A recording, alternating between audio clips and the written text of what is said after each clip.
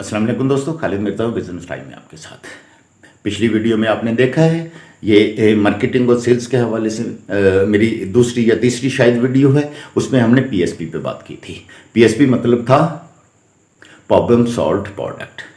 तो उसमें मैंने आपको बताया था कि आप प्रोडक्ट ही ऐसी डिज़ाइन कीजिए जो आपका कंज्यूमर का प्रॉब्लम सॉल्व कर दे। जब उसका प्रॉब्लम सॉल्व कर दे, यहाँ आपको एक और चीज़ देखनी होगी। यहाँ आपको एक सेकंड पार्ट, एक पहले जो पिछली वीडियो थी उसमें मैंने आपसे डिस्कस किया था, people don't like to be sold.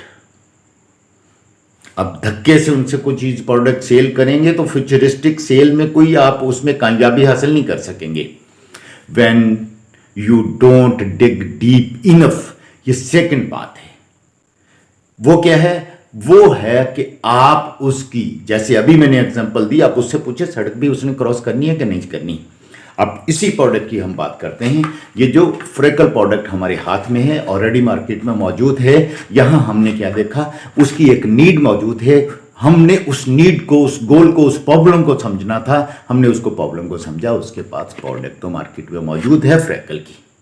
Freckle का प्रॉब्लम भी सॉल्व है, लेकिन वो टॉक्सिक इंग्रेडिएंट पे मौजूद है। अब उसकी ख्वाहिश ये है कि मुझे एक सेफ प्रोडक्ट मिले, भले 2-4 दिन ज़्यादा, यहाँ पे 2-4 दिन उसकी नीड थी। फौरन मेरी फ्रैकल ख़त्म हो जाए, मेरे दाग धब्बे फौरन ख़त्म हो जाए, मेरा रंग फौरन गोरा गोरा हो जाए। एक उसकी ये नीड थी। ये लोग ऑलरेडी बेच रहे हैं। यहाँ एक और कंज्यूमर पैदा हो गया जो कहता है नहीं, मुझे सेफ्टी का प्रोडक्ट चाहिए। एक और दो कंज्यूमर आ गए ना, फौरी मुझे इलाज चाहिए इसका, अभी मुझे चंद दिनों में, 2-4 दिनों में गोरा होना है, मुझे 2-4 दिनों में मेरे पिगमेंटेशन खत्म होने चाहिए, मेरे फ्रैकल खत्म होने चाहिए। एक दूसरा भी कंज्यूमर है, स्वामीदार है, वो कहता है 2-4 दिनों नहीं, 10 दिन लग जाएं, कोई बात नहीं। क्या कोई सेफ्टी प्रोडक्ट है जो मेरी स्किन को डैमेज ना करे? आप उसका प्रॉब्लम सॉल्व कर दीजिए। आप जब समझ गए हैं कि उसकी नीड क्या है, उसका गोल क्या है, उसका प्रॉब्लम क्या है, इसको कहते हैं कंसल्टेटिव सेलिंग। अगर आप कंसल्टेटिव सेलिंग करना जा रहे हैं और आप उसकी नीड वांट्स को समझ गए हैं, तो फिर 2-4 चीज़ें अहम नहीं रहती। प्रोस्पेक्टिंग अहम नहीं रहती, प्रेजेंटिंग अहम नहीं रहती, पोजीशनिंग अहम नहीं रहती। सबसे पहले आपको उसका प्रॉब्लम या उसका गोल समझना होगा, उसकी नीड समझना होगी। पिछली वीडियो में जैसा हमने डिस्कस किया, जब आपको यह समझ आ गया कि लोग क्या समझ चाह रहे हैं, लोगों की मांग क्या है, लोगों की ज़रूरत क्या है, लोगों की प्रॉब्लम जो उनको फेस करना पड़ रहा है वो क्या है, जब आपने ये कर लिया, उसके बाद अब आप आइए। अब दूसरी बात, फिर आप प्रोडक्ट डिज़ाइन कीजिए। अब आप उस प्रोडक्ट के अगेंस्ट में यहाँ देखिए, फिर प्रोस्पेक्टिंग क्या है, उसकी जो प्रेजेंटिंग कैसी होगी, उसकी पोजीशनिंग कैसी होगी। पोजीशनिंग, प्रेजेंटिंग, प्रोस्पेक्टिंग से लोग प्रोस्पेक्टिंग, क्या प्रोस्पेक्ट कर रहे हैं आपसे, आप जो प्रोस्पेक्ट कर रहे हैं उसको किस तरह से प्रेजेंट कर रहे हैं, उसकी प्रेजेंटेशन, ये सारी प्रेजेंटेशन अब उसको किस तरह से मार्केट करने जा रहे हैं, उसके नीड को किस तरह से पैकअप करके, किस तरह से आप रैप करके उसकी नीड्स को दे रहे हैं, ये भी मोस्ट इंपॉर्टेंट है। फिर एक और बात, सबसे अहम बात, पोजीशनिंग। पोजीशनिंग है क्या, आप कौन सी प्रोडक्ट दे रहे हैं, किन लोगों को दे रहे हैं। जिन लोगों को प्रोडक्ट दे रहे हैं वो लोग, जहां पे आप उस प्रोडक्ट को लेके जा रहे हैं वहां पे वो लोग ही खरीदने वाले मौजूद हैं। मैं उसकी मिसाल देता हूं। अब किसी रिमोट रूरल एरिया में चले जाते हैं, किसी ऐसी जगह पे चले जाते हैं, यहाँ पे सी क्लास और वो लोग जो अफोर्ड नहीं करते हैं वहाँ ले जाते हैं। वहाँ लेके जाके आप एक मर्सिडीज़ कार खड़ी कर देते हैं, लोग हज़ारों आ जाएंगे निकलने के लिए, देखने के लिए, वो मर्सिडीज़ हो, मर्सिडीज़ हो, मर्सिडीज़। बट उनमें से एक भी आदमी खरीदने वाला नहीं होगा, वो देखने वाले होंगे। आप अपनी उस प्रोडक्ट को उस मार्केट में लेके जाएंगे, उस जगह पे लेके जाएंगे, उस शॉप पे लेके जाएंगे, उस एरिया में लेके जाएंगे, उन लोगों के पास लेके जाएंगे जिनकी वो ज़रूरत है, और ज़रूरत के साथ साथ वो खरीदना भी चाहते हैं और वो अफोर्ड भी करते हैं। अभी आज ही मेरे एक दोस्त से बात हो रही थी, वो इसी फ्रैकल प्रोडक्ट पे बात कर रहा था, इसी प्रोडक्ट पे बात कर रहा था। अब बात उसकी क्या थी, कुछ प्रॉब्लम उसको प्रोडक्ट के आ रहे थे, कंसल्ट कर रहे थे। मेरा बहुत पुराना दोस्त था, मेरा पार्टनर भी रहा है। मैंने उसको कहा कि यार आपने किया क्या है, आपने उसी रेस में शामिल हो गए हैं जो 70, 80, 90 रुपए की प्रोडक्ट एक मार्केट में जा रही है, और मार्केट में वो प्रोडक्ट जा रही है और उस दुकानदार के पास 10 ऑलरेडी प्रोडक्ट है, आपने यार नया क्या दिया।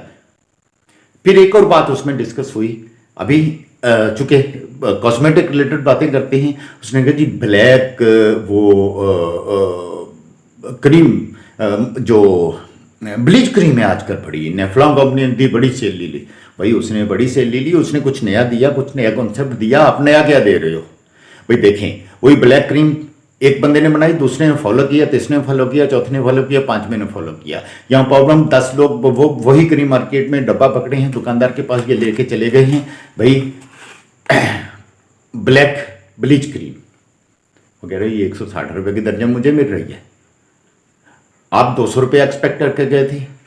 नहीं जी ये तो बोले ठीक है जी, हमें तो मिल रही है ना। वही अभी आप दुकानदार की बात कर रहे हैं, हम कंज्यूमर बिहेवियर की बात नहीं कर रहे हैं, हम ट्रेड बिहेवियर की बात कर रहे हैं। अभी ट्रेड बिहेवियर में जब प्रोडक्ट लेके जा रहे हैं उसकी ना हो गई, अब 10 बंदे उसके लेके जाएंगे, उसका मार्जिन बढ़ता चला गया, उसकी बार्गेनिंग पार बढ़ती चली गई। 10 बंदे उसके पास लेके जा रहे हैं, वो 10 बंदों को के साथ बार्गेनिंग करता जा रहा है, अपना प्रॉफिट बढ़ाता जा रहा है। आपकी पॉलिसी वही पुशिंग की है। अब धक्का लगा रहे हैं, ठीक है जी, वो 160 की दे रहा है तो मेरे से 150 की ले रहा, दूसरा है वो 140 ले ले जी मेरे से, वो तीसरा वो कहता है जी। मैं एक बड़ी मजे की बात कहूँ, कुछ अर्सा पहले की बात है कि हमारे दोस्त ने एक बहुत बड़ी सॉफ्ट ड्रिंक कोका कोला को ज्वाइन कर लिया। अब कोका कोला मार्केट में उस वक्त ये टर्किश ने नया नया हैंड ओवर किया था, और जो लोकल बॉटलर थे कंपनी उनको इटसेल्फ कंपनी उसकी तरफ आ रही थी। ये एक स्टडी केस है, मैं आपके सामने रख रहा हूँ। अच्छा, वो भी मुझे ले गए एक शॉपकीपर के पास, एक खोखे वाले के पास। यहाँ पे आप समझने की कोशिश कीजिए मैं क्या समझाना चाह रहा हूँ आपको। मैं उसके साथ चला गया, वो खोखे वाले की सेल बड़ी ज़बरदस्त। अच्छा याद रखिए, वो खोखा जिस जगह पे खोखा उसने रखा हुआ था वो गवर्नमेंट की जगह थी, अपनी उसकी जगह भी नहीं थी। वो जो खोखा दिया हुआ था उसको एक उसके और ब्रांड जो मार्केट में मौजूद था ऑलरेडी, पेप्सी ने बना के दिया था। उसके पास 2-3 फ्रीज़र पड़े हुए थे जो कि इसको कंपनी अपनी उसमें इंफ्रास्ट्रक्चर के नाम से बोलती हैं, वो भी उसके पड़े हुए हैं, पेप्सी के पड़े हुए हैं। मैं उसके पास चला गया, मैं उसके साथ था। शाजी मैंने कहा ये दोस्त है, इन्होंने कोका कोला ज्वाइन किया है और आपने अब कोका कोला बेचना है, बेचिएगा।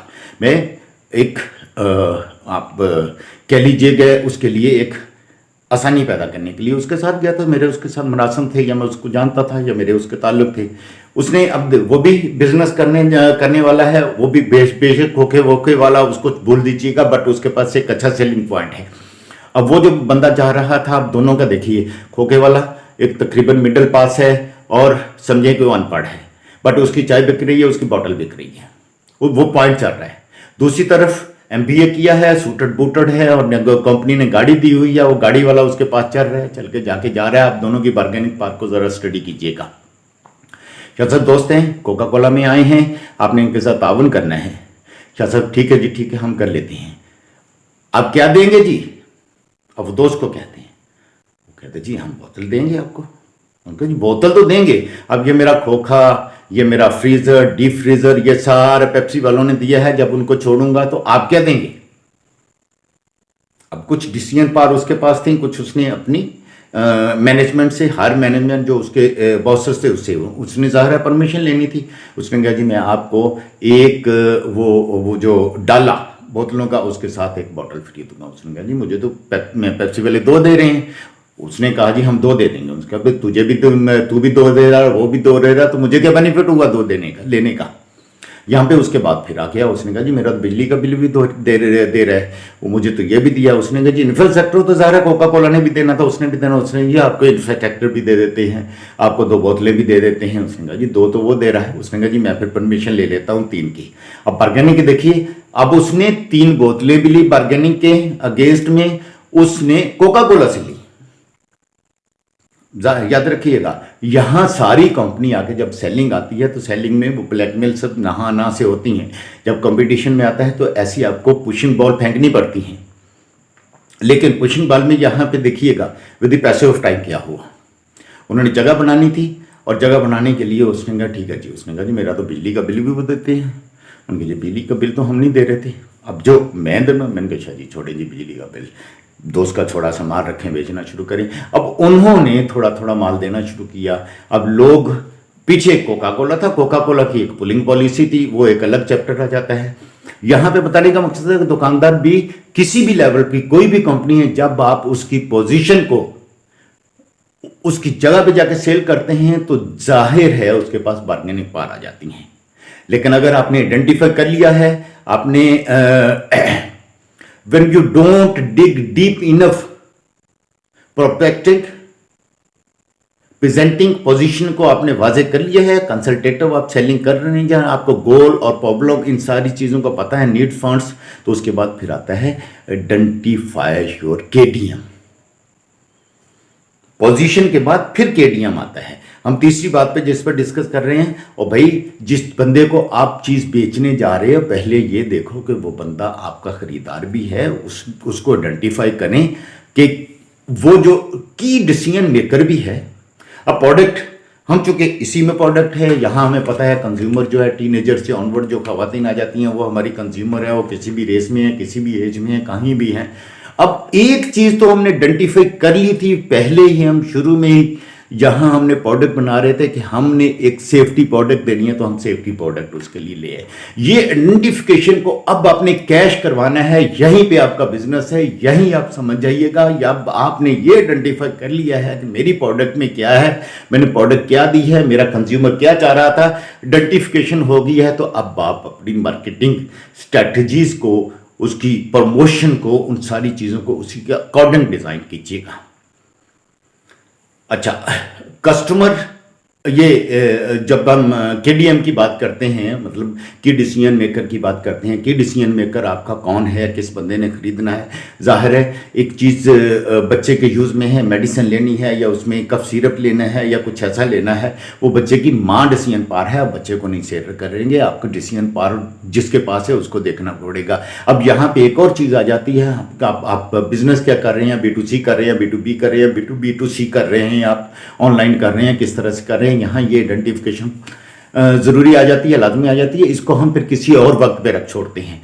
अच्छा, तीसरी चीज़ जो है वो जो बंदा जिसको आप प्रोडक्ट बेच रहे हैं उसकी बजटिंग भी देखनी है, अपनी प्रोडक्ट भी देखनी है। ये सारी चीज़ें आपकी उस पोजीशनिंग में और आपके कंज्यूमर में आ जाती हैं। अगर आपने इन चीज़ों का ख्याल रखते हुए प्रोडक्ट मार्केट में लेके आए हैं और आपने आंतरिक मेहनत कर ली, आप एक ने अच्छी प्रोडक्ट डिज़ाइन कर ली, तो लाजमी बात है आप सक्सेसफुल बिजनेस करेंगे। ये सक्सेसफुल मॉडल है, इसको फॉलो कीजिएगा। अब हम नेक्स्ट एपिसोड में, नेक्स्ट वीडियो में डिस्कस करेंगे इसकी डिटेल, जो सेगमेंटेशन आप इसको हम करेंगे और क्लासीफाई करेंगे, उसको हम डिस्कस करेंगे।